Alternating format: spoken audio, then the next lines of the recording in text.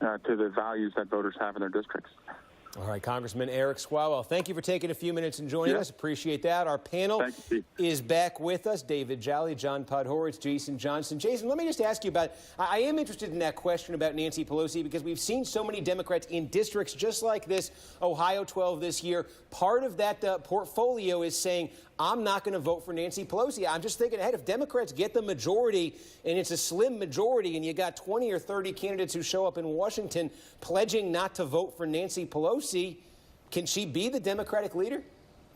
She can't, but here's the other thing, Steve. This works both ways. In the Ohio District 12, remember, O'Connor's campaign was saying, hey, is Balderson going to vote for Jim Jordan if he runs for a leadership position, given the controversy going on with his connection to Ohio State right now? So there are lots of different things that can come into play if we start talking about leadership down the road. My guess is if the Democrats win the House by a reasonable margin, Nancy Pelosi, she will fight it initially, but she will initially step aside. I've said this before. Dealing with Donald Trump is not the same thing as George Bush. It's not the same thing as Barack Obama. The Democrats need a wartime consigliere. They need a younger, more aggressive kind of leadership in order to keep pace with the sort of excitement and the enthusiasm of their base right now. And I don't know if Nancy Pelosi and James Clyburn can continue doing that for them. I'm just curious. You got a name? You got a profile there? You got a name in mind?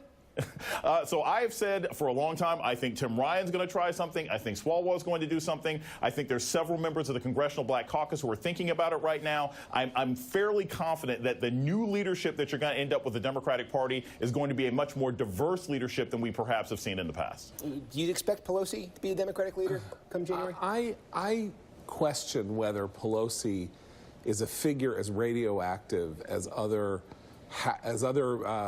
political leaders in Congress have been to help the other side. Like, she's not Newt.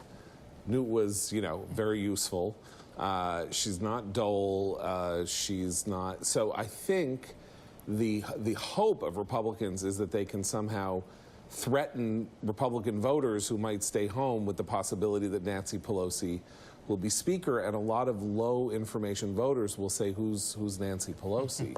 So if I'm right about that, then she doesn't really have to be turned out because she won't be a figure, a lightning rod of controversy. It's not clear to me that the Democrats are responding to Pelosi in the way that they are because they're worried that she is useful to Republicans.